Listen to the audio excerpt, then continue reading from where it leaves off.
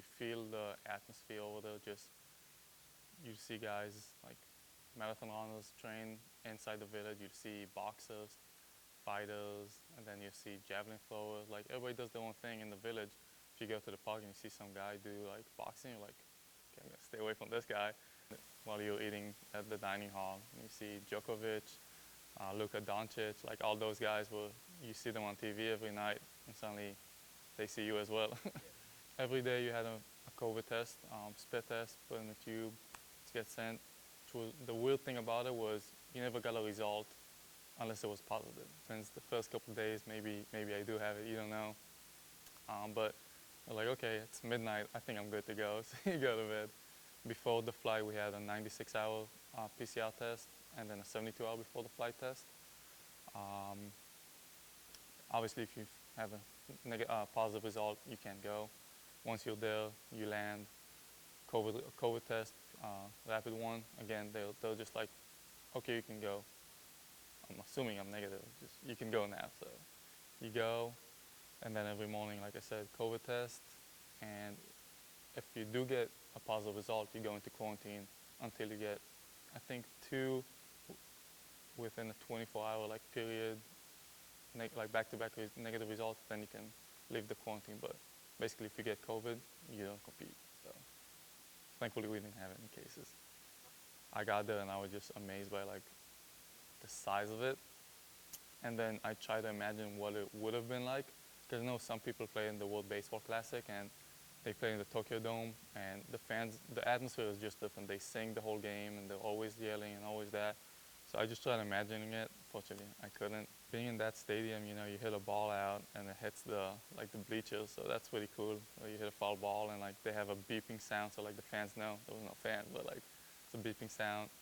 And yeah, just the magnitude of everything is just amazing.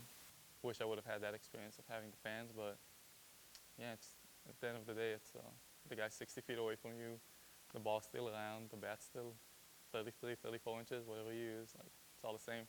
For me, it took, I think it was about like a week since I saw a live pitch. So first pitch, I just want to see what's going on, you know, let the tensions like a little bit die down.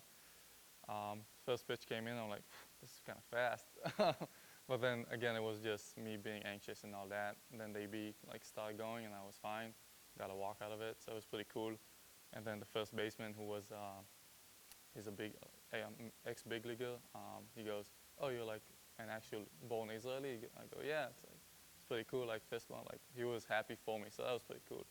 We had a laugh about it because I played about, I think like 3 innings total, and I got maybe the most balls out of like the subs at least. We came in to win. I mean, nobody's gonna go into a tournament and just be like, I'm just having fun, trying to win. And I think a lot of people thought we don't have a chance. I think there were bet websites gambling websites that didn't even have us on it. So we took 5th place. They thought we were gonna take 10th place out of 6th, you know, basically. So it's pretty cool. Like we did more than what everybody expected.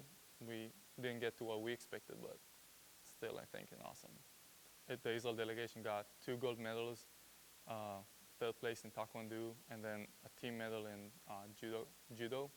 So I mean, that's like amazing. You know what I mean? Like that's just like one of the, I think it's the best delegation like results we've ever had. We had the biggest delegation in general. We had 90 athletes. Usually, I think there's like 30 maybe. You know what I mean? So I think this whole thing and seeing what since Berlin, how we've come so far and became, I wouldn't say a powerhouse, but we're on the map. There's a big saying in Israel, "Anachu al hamapa." It's Tal Brody. He won the championship with Maccabi Tel Aviv in basketball and the European Championship, and he said that we're on the map now. So we're on the map. Actually, I met a Palestinian.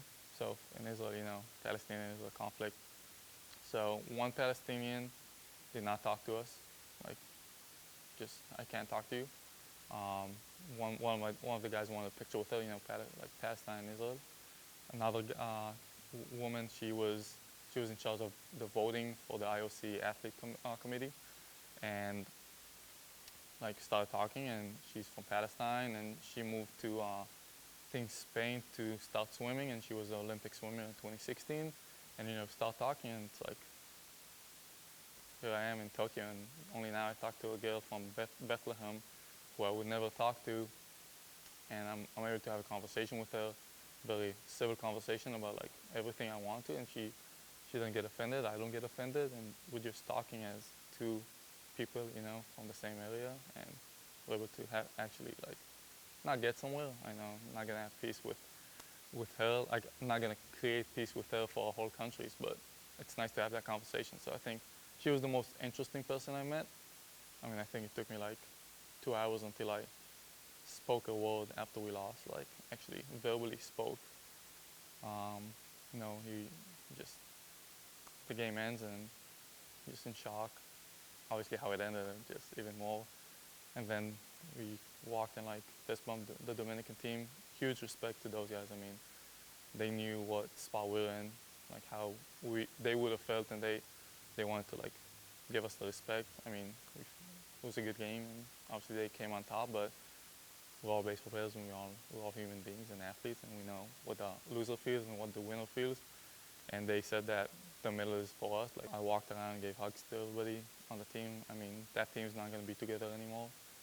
We break up now, so I mean, yeah, everybody. I mean, you have John Moscott who, to his, I think UCL. I mean, ended his career. He was at the like, this was his last like run, and I mean, obviously he's not going to pitch after this, but still, he got injured and finished like that. You have Dean Pellman. He also did the same thing in the camp, trying to make the team. I mean, everybody just gave their hearts out, and just having that end like that, very sad and unfortunate. I mean, so I just went around, hugged everybody. I think that was the most emotional part, and like the biggest like memory I have. The coolest part is probably my AB. I mean, just being able to be out there and, yeah, just making it.